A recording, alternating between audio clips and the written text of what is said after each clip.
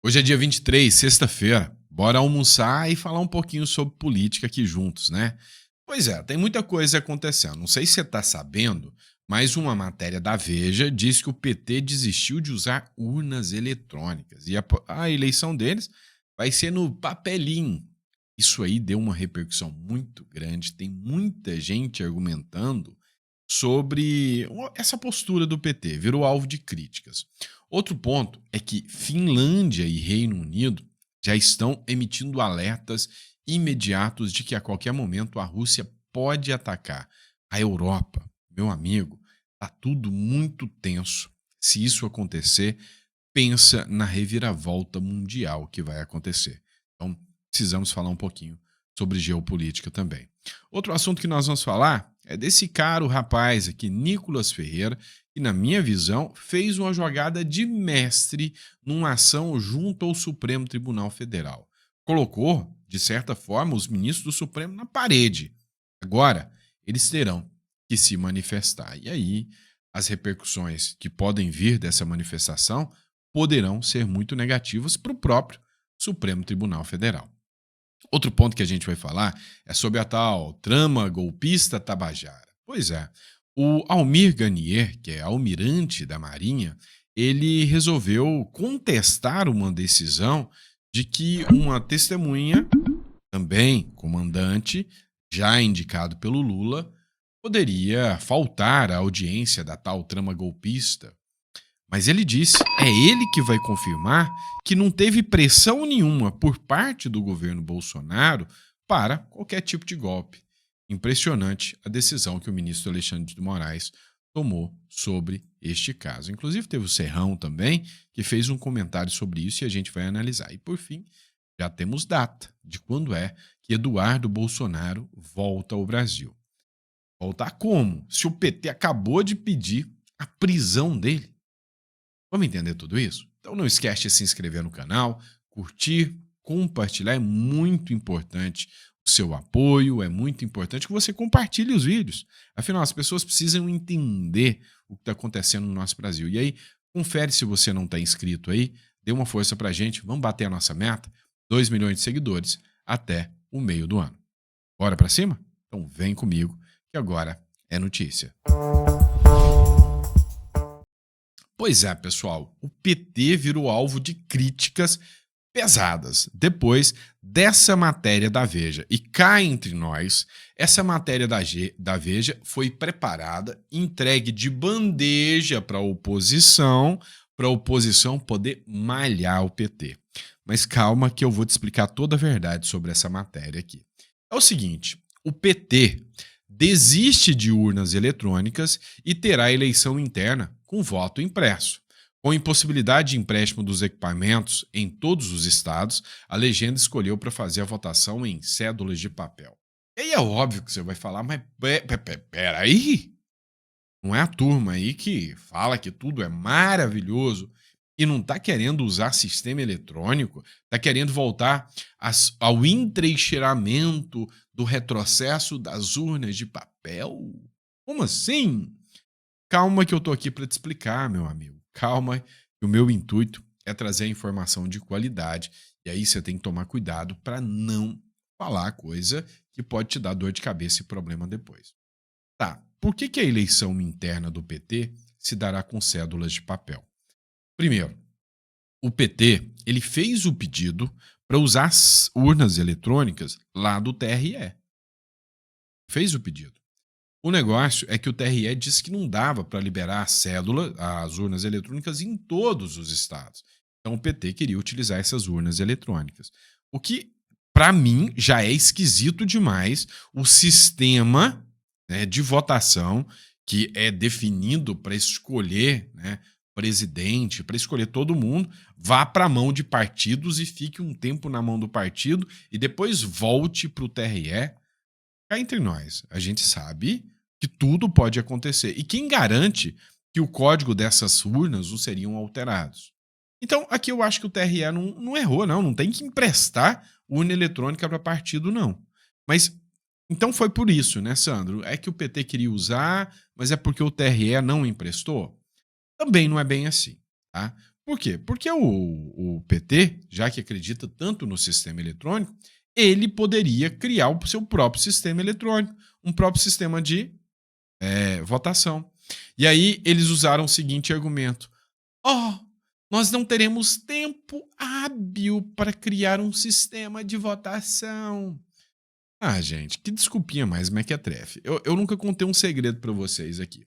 Eu sou programador, tá? Eu sou programador web. Eu sei fazer os códigos HTML lá, PHP, que é uma beleza. Então eu sei, tá? A maioria dos sites que você acessa das minhas empresas, inclusive, a maioria foi eu mesmo que criei. Para você criar um sistema de votação, tem até uma certa segurança e é algo interno do PT, meu amigo, hoje você não leva mais do que 3, 4 dias, cá entre nós. Aí vem me falar que não tem tempo hábil. Eles falaram que sabem as críticas que os bolsonaristas darão, mas a verdade é que no fim das contas, será que eles acreditam tanto assim na urna eletrônica mesmo? Matéria da Veja aí deu essa dúvida e deu esse presentinho para a oposição reclamar deles, não é? Vamos falar de questão internacional? Bora lá. Olha só essa matéria da CNN Portugal, nossos amigos portugueses, tá?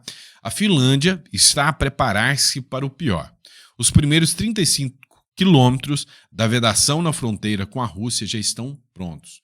Pois é, ontem o The New York Times, eu tentei acessar a matéria do The New York Times também, mas não consegui acessar, tá? O The New York Times colocou fotos, tá? Eu não pude usar a imagem aqui para vocês. É por causa de direitos autorais.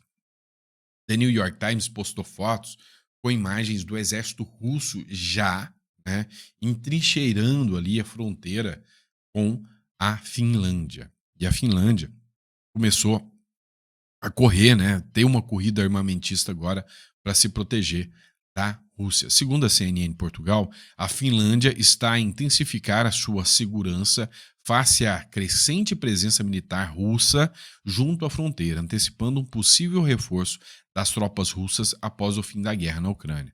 Segundo o Major-General Sami Nurmi, chefe da estratégia das Forças de Defesa finlandesa, autoridades estão a monitorar as movimentações russas muito de perto, numa altura em que a Finlândia, enquanto membro NATO, está a preparar-se para o pior. Você vê que a CNN Portugal, sobre a Rússia, já fala em preparar-se para o pior. E aí eu te pergunto, o Lula teve lá há pouco tempo, cara. Né? Isso aí coloca um alerta, né, na própria União Europeia. Né? E aí, para por aí? Para não. Matéria da Gazeta do Povo. O Reino Unido está se preparando para reagir a possível ataque surpresa da Rússia. Há um crescente temor de que talvez até os grupos BRICS, aí China, Rússia, a Rússia não vai fazer sozinho, possa estar preparando, né, uma estrutura de ataque contra outros países europeus. Afinal, já atacamos a Ucrânia e deu certo, agora vamos para outros europeus. Né? O Reino Unido está revisando seus planos de defesa para enfrentar um eventual ataque surpresa da Rússia. A medida ocorre diante do aumento da retórica belística do ditador Vladimir Putin, que vem ameaçando diariamente países que fornecem ajuda militar à Ucrânia. Literalmente, a Rússia está ameaçando abertamente todos os países que estão fornecendo ajuda militar para a Ucrânia. Pois é, meu amigo, bicho pegando, né? Se estoura uma guerra nesse sentido, se estoura uma guerra ali entre Suíça, Suécia, Rússia, né, Reino Unido, meu irmão, Estados Unidos não vai ficar quieto, Israel não vai ficar quieto, e aí o temor é uma guerra mundial. Né? E se estoura uma guerra mundial, meu irmão, de que lado você acha que nós vamos estar? É por isso que eu recomendo para você, eu vou deixar até aqui no link da descrição, né, o contato do escritório. Se você acha que pode acontecer uma coisa dessa, principalmente você que tem filho menor aí, filho na faixa dos 18 anos, que pode ser enfiado dentro de um container para mandar para ajudar russo contra a Europa, contra os Estados Unidos, você tem medo que isso pode acontecer? Entre em contato. Eu vou deixar aqui na descrição aqui o contato, né, da nossa empresa de imigração. Você vai entrar em contato. O Uruguai é a melhor opção para você. Você vai ter uma residência uruguaia, né, com base no Mercosul. O Uruguai é fronteira de terra. Se você é residente em outro país, você não tem que estar se apresentando aqui para o Exército Brasileiro. sabe? Então, assim, é uma garantia que você, pai, terá em relação aos seus filhos, tá? Sem contar as questões também econômicas. Você acabou de ver o Lula aumentar do dia para a noite o IOF aí quase triplicar. Então, vou deixar na descrição aqui para vocês, tá? Eu parei de colocar na tela aqui, mas eu vou voltar a colocar na tela aqui nossa empresa de imigração aí para vocês entrarem em contato, tá bom? Mas vamos de matéria, né? Eu vou ficar fazendo muito merchan, não. Bora falar de matéria. É o seguinte, o Nicolas Ferreira deu uma jogada que, para mim, jogada de mestre. Eu gostei da estratégia que o rapaz usou. Olha só, o Nicolas Ferreira aciona o Supremo Tribunal Federal por instalação imediata da CPI do INSS. O deputado federal Nicolas Ferreira acionou nesta quinta-feira, ontem, o Supremo Tribunal Federal para tentar garantir a instalação imediata da Comissão Parlamentar de Inquérito, a CPI, tá? Não é a CPMI, para investigar o escândalo de descontos em aposentadorias e pensões de segurados do Instituto Nacional do Seguro Social. A demanda foi protocolada na Corte por meio de mandado de segurança, embora o pedido de instalação do colegiado tenha garantido o número mínimo de assinaturas na Câmara dos Deputados. A instalação está parada, pois depende da decisão do Hugo Mota. Abre aspas, não podemos aceitar que o Congresso feche os olhos para um esquema criminoso que atacou diretamente quem mais precisa. Aposentados, pensionistas e seguranças do INSS. O que está em jogo aqui é o respeito à lei, às instituições e principalmente ao povo brasileiro. E não aceitarei que isso seja desrespeitado, afirmou Nicolas Ferreira à imprensa. Por que eu falo para você que é uma jogada de mestre, que é uma boa jogada do Nicolas Ferreira? Tem uma conotação política aqui também. Cara, tudo que a direita faz é 48 horas para você se manifestar seu fascistinha sem vergonha, não é?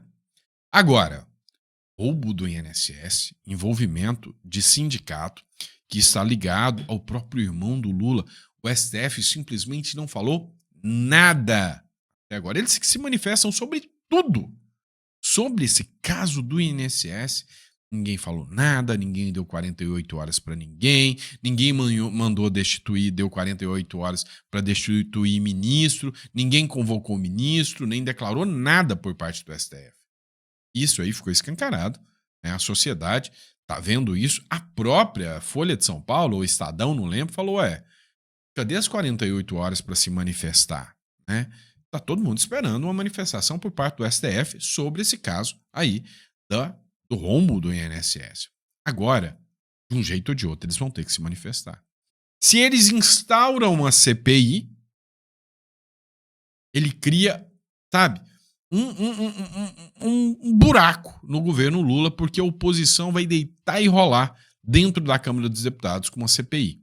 Lembra? O Nicolas está pedindo CPI, não é a CPMI do Alcolumbre e dos demais. E as duas podem correr concomitantemente? Beleza, pode sim. Então, o que a gente está percebendo é que o Nicolas Ferreira falou, e aí?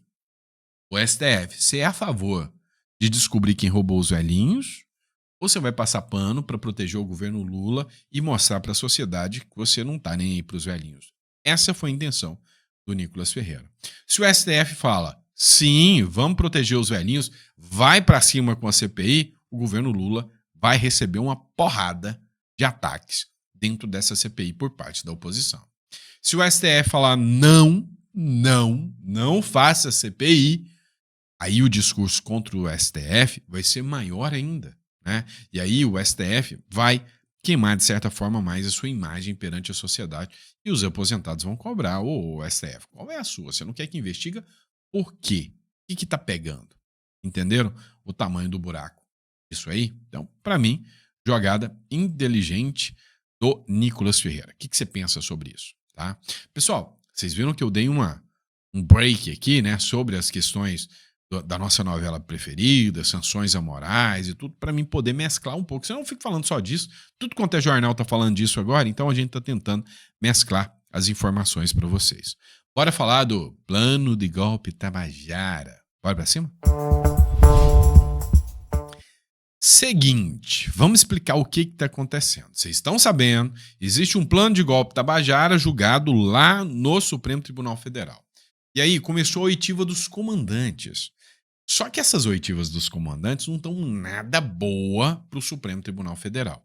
O próprio Supremo Tribunal Federal não ficou nada feliz com Paulo Gonet, que é o Procurador-Geral da República, porque segundo a visão, e isso aí é matéria da Folha, tá? Segundo a visão dos ministros do Supremo, nossa, foi fraco. A defesa deitou e rolou em cima do Paulo Gonet, não era isso que eles queriam. Inclusive o depoimento do Freire Gomes meio que desmontou, né, o discurso e a narrativa de que o Bolsonaro era um golpista. Só que depois começou-se a ouvir, né, começou a ouvir quem era indicado pelo Lula. Pois é, os almirantes ali do Lula. E foi ouvido, né, o almirante Garnier. E o almirante Garnier, ontem saiu uma matéria da revista Oeste dizendo o seguinte, olha, indicado de Lula, comandante indicado por Lula, desmonta a narrativa do suposto golpe. Ele falou, não teve pressão nenhuma, não teve nada nesse sentido por parte do Bolsonaro contra o Lula, não. Foi mais ou menos isso. E aí vem agora de novo a revista Oeste. A defesa do Almir Garnier pede a Moraes para manter a oitiva do comandante da Marinha, que é o próximo comandante, que é o Olsen, né, que assumiu no lugar do Garnier. O Lula trocou de comandantes. Nessa quinta-feira, dia 22, a defesa do almirante Garnier Almir Garnier pediu a manutenção da oitiva do comandante da Marinha, Marcos Sampaio Olsen, prevista para hoje, no caso, né? No caso da suposta tentativa de golpe de Estado. Olsen solicitou ao Supremo Tribunal Federal que seja dispensado da audiência por desconhecer os fatos da ação penal. Então, o Olsen, que vai ser ouvido, entrou com ação no STF e falou, não sei nem o que está acontecendo aí. Me dispensa dessa porque eu não tenho nada para falar, eu não sei de nada, nunca ouvi nada sobre isso. É justamente o que a defesa do Bolsonaro queria. E aí o Garnier indicou o Olsen como testemunha por, em 2022, o militar ser o chefe da área responsável pelo preparo e pelo emprego das forças e dos fuzileiros navais da Marinha. Então, o Olsen, né, esse que tem que ser ouvido hoje, ele é o cara que tomava conta de todos os fuzileiros da Marinha. Então, se havia uma mobilização, ele tinha obrigação de saber, porque quem já estava no comando até o dia 8 era ele. Então, ele tinha que saber. Né? Conforme a defesa de Garnier, Olsen poderia atestar. Cadê? Peraí, me perdi. Né? Conforme a defesa de Garnier, Olsen poderia atestar que não houve movimentação de tropas no fim do governo Bolsonaro. Naquele ano, Garnier era o comandante. Ou seja, ele quer que o Olsen confirme. Não teve movimentação nenhuma a pedido do Bolsonaro. Não tem nada disso aqui. E aí o que impressionou foi isso aqui. Matéria da CNN. Moraes mantém o depoimento de comandante da Marinha em processo do golpe. Tá? Marcos Olsen foi indicado por ex-comandante Almir Garnier e havia pedido dispensa como testemunha. Ele será ouvido nessa sexta-feira. Então ele vai ser ouvido, né? E aí ele vai falar que não sabia de nada. Mas quem comandava e tomava conta, né, dos fuzileiros navais na época? Ele. Então você fala, nunca teve nada por parte do Bolsonaro. Aí, enfraquece, né? A narrativa da turma lá. E aí, o Serrão, ele também fez uma análise, né, sobre esse golpe Tabajara aí, que compensa a gente debater um pouquinho sobre ele já no próximo bloco. Pois é, pessoal, a gente vê, né, que aos poucos essa narrativa de que há um golpe, não sei o que, e o Bolsonaro ia arrancar a cabeça de fulano, tá ficando mais fraca. Hoje, a Gazeta do Povo fez uma publicação, uma matéria, com o seguinte título: A Vingança contra Bolsonaro. Tudo é uma vingança contra Bolsonaro. Aqui foi uma análise, né, lá do programa Sem Rodeios, né, onde o Jorge Serrão... Errei aqui, pessoal. Onde o Jorge Serrão, ele argumentou aqui que, cara, esse plano de golpe já não convence mais ninguém. Escute isso aqui. Não houve tentativa de golpe. Tudo é uma perseguição contra Bolsonaro. Jorge Serrão. Pega a essência do negócio, tudo é uma vingança ao Jair Bolsonaro. Isso não poderia estar acontecendo. Bolsonaro perdeu a eleição. Tchau, Bolsonaro, você perdeu a eleição. Azar nosso ter perdido a eleição para esse PT que está aí. Mas isso não poderia transformar num objeto de vingança contra esse cara. Caramba, perdeu, tchau, deixa ele concorrer na próxima. Se ele tiver competência, ganha. Agora, o cara perdeu e aí vem toda uma perseguição com o medo de que ele volte ao poder novamente.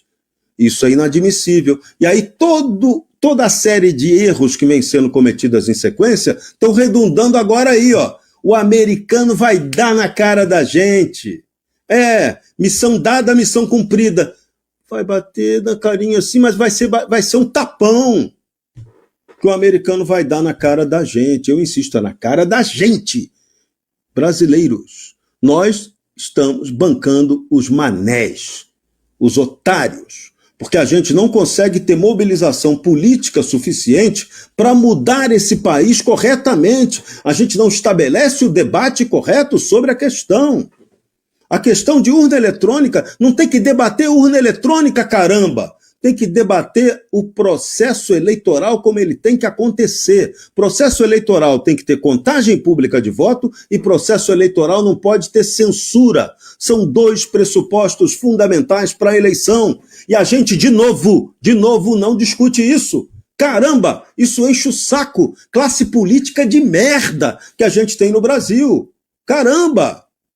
É hora da gente dar um basta nisso. Não dá para ficar aturando isso. A gente fica patinando em torno da mesma idiotice. E aí agora vem a notícia de que o Supremo Tribunal Federal será ultra solidário se por acaso a soberania brasileira deles, né, for ferida. Caramba, isso é apocalíptico.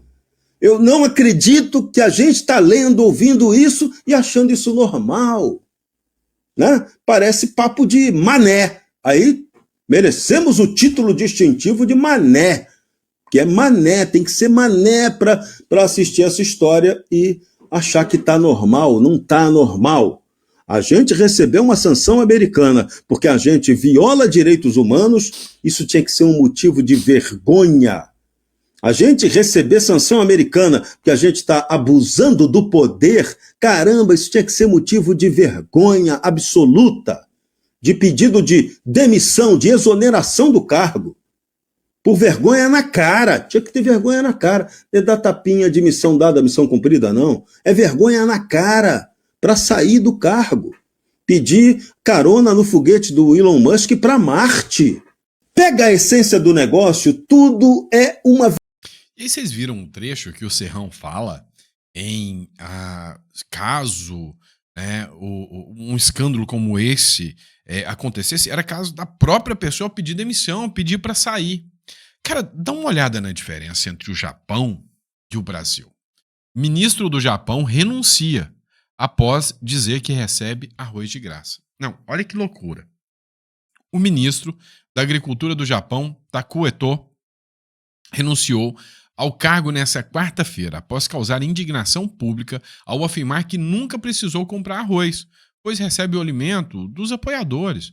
O comentário foi recebido com revolta por consumidores que enfrentariam uma alta histórica nos preços. Um saco de 5 kg de arroz, que custava cerca da metade do preço no ano passado, chegou a 4.268 ienes, ou seja, 29 dólares. Uau! Caramba, né? Um saco de 5 kg de arroz a R$150? Pior que o Brasil.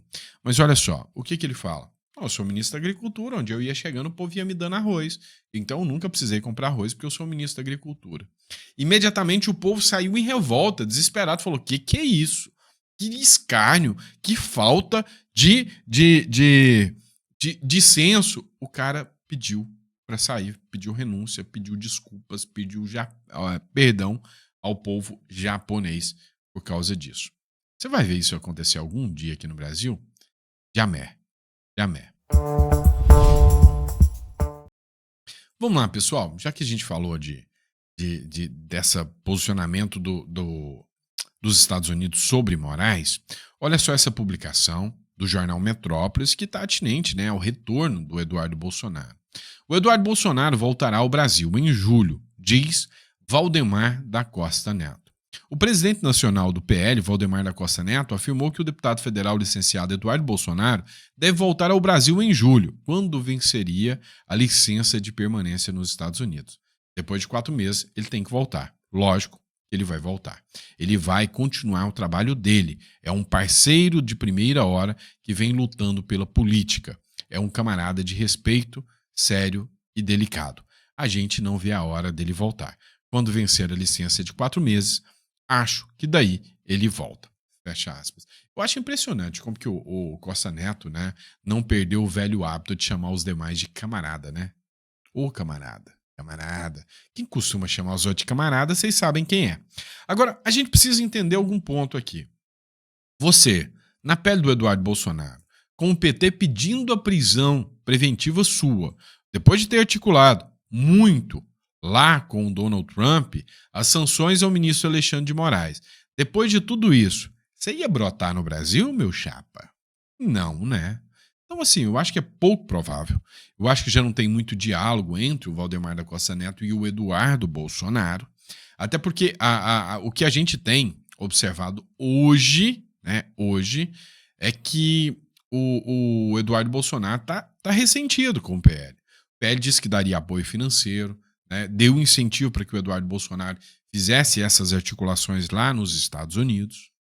Mas no final das contas o Eduardo Bolsonaro fala que foi abandonado pelo PL lá nos Estados Unidos e já há uma cogitação do Eduardo Bolsonaro pular fora do PL, né, do partido do Costa Neto, que o Bolsonaro está, e ir para o partido do Progressistas, né, do PP, lá do Ciro Nogueira, depois de uma conversa que o Eduardo Bolsonaro teve lá nos Estados Unidos com o Antônio Rueda, que é o presidente do União Brasil, e o Ciro Nogueira, que se tornou hoje uma das siglas mais poderosas, né, com essa federação, com essa união que eles formaram, né, com essa chapa que eles formaram. Então, pode ser que o Eduardo logo até pule fora do PL e que o que o Costa Neto está falando esteja desconexo com a realidade.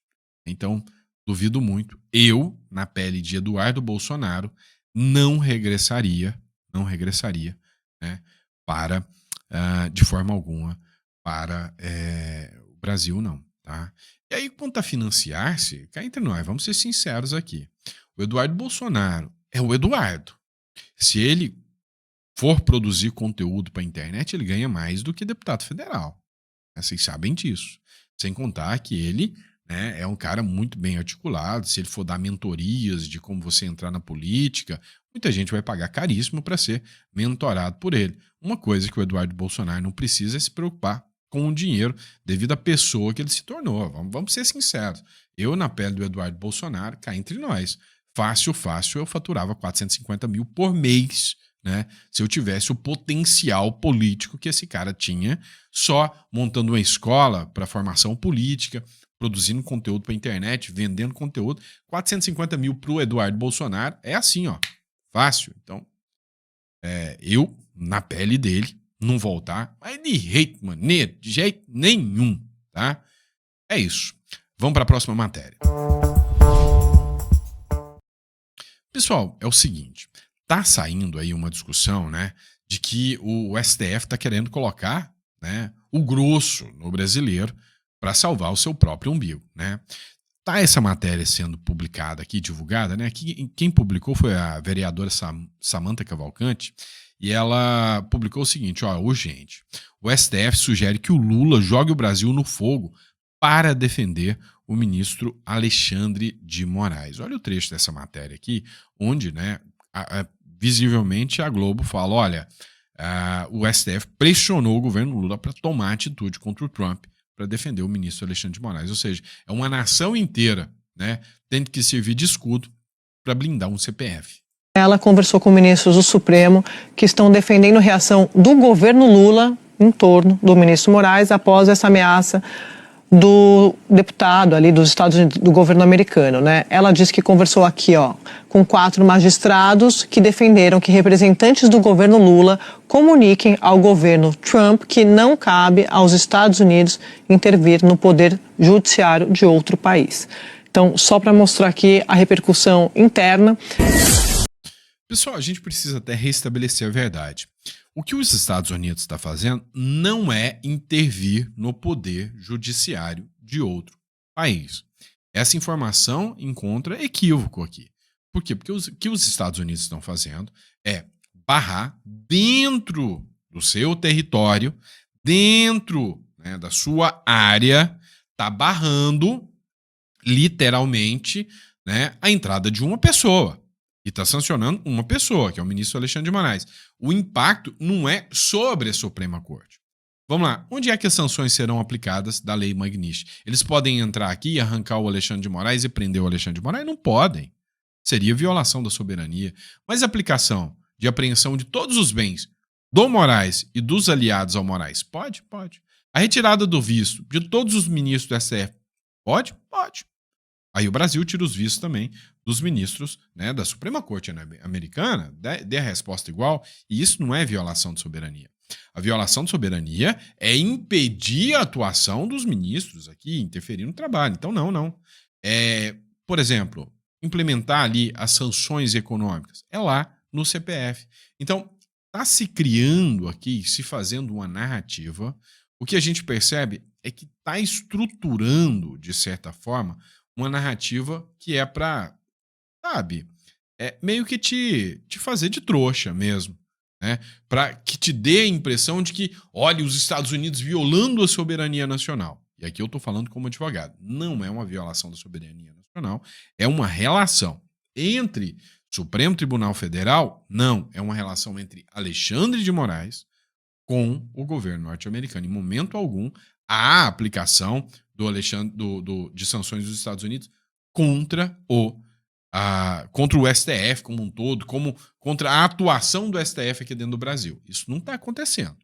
Agora, o que está acontecendo é o seguinte: o STF, para blindar o Alexandre de Moraes, exigir que o governo Lula imponha uma reação dura contra o governo norte-americano, aí o ataque está partindo do Lula. Aí a resposta do governo norte-americano pode vir ao governo brasileiro. E aí nós podemos estar falando, inclusive, de sanções. E aí, vou colocar um vídeo para vocês no próximo bloco, onde o Marcel Van Hatten até ironiza, mas ele especifica bem, né, essa interferência do governo Lula nessa discussão aqui entre Moraes e Trump. Acompanha comigo. Pois é, pessoal, o Marcel Van Hatten, né, publicou um vídeo, inclusive, né, na verdade foi o Luan Amâncio que fez essa publicação aqui, eu sempre cito a fonte de todos os vídeos que eu coloco, onde ele ironiza, de certa forma, né, o pedido do governo Lula, do STF, de socorro ao governo Lula. Dá uma olhada no trecho dessa matéria aqui. Foram pedir socorro pro papai Lula. Lula, nos ajuda, pelo amor de Deus, Lula! Vão cancelar nossos cartões de crédito, Lula! Com o dinheirinho que nossas famílias ganham dos processos que nós julgamos no STF. Lula, papai Lula, nos salve! É isso que nós estamos vendo agora acontecer. O Supremo Tribunal Federal de joelhos, senhor presidente, desesperado com a possibilidade do Donald Trump botar uma sançãozinha nos seus cartões de créditozinho, suas contas bancárias, suas comprinhas no Shopee e as outras tantas coisas que fazem com o dinheiro que ganham os seus familiares nos processos no judiciário. O tempo deles está chegando ao fim, senhor presidente. O Novo orienta assim. Pois é, você viu aqui que houve até, né, uma ironia por parte do Marcel Van Hatten nesse caso aqui. E sim, né, o que o STF literalmente faz ao acionar o governo Lula nesse embate aqui é dar tudo que o governo Donald Trump quer, à margem para que as sanções do STF também peguem no Lula. E não é de hoje que o Trump tá doidinho para pegar o Lula, né? Vocês estão percebendo. O que o Lula pode fazer é colocar o Brasil ao mesmo papel da Venezuela, de Cuba e outros países que entram na mira e na rota de colisão dos Estados Unidos. Torçamos para que isso não aconteça, tá bom? E é isso, pessoal. Ó, obrigado pela confiança, pela credibilidade que vocês dão sempre ao nosso trabalho, ao nosso canal. Lembrando a vocês que a gente sempre traz as fontes. O que a gente põe aqui para vocês é a matéria em si, né? E opiniões que a gente vê aqui, opiniões jurídicas, opiniões filosóficas e econômicas, que é a área de formação que eu tenho aqui, né? Para poder estar debatendo, discutindo, né? Dentro da geopolítica, dentro da política, aqui com vocês, tá bom? Então, um grande abraço, fiquem com Deus e que Deus nunca deixe faltar o pão de cada dia na sua mesa. Muito obrigado, um grande abraço e até o próximo editorial.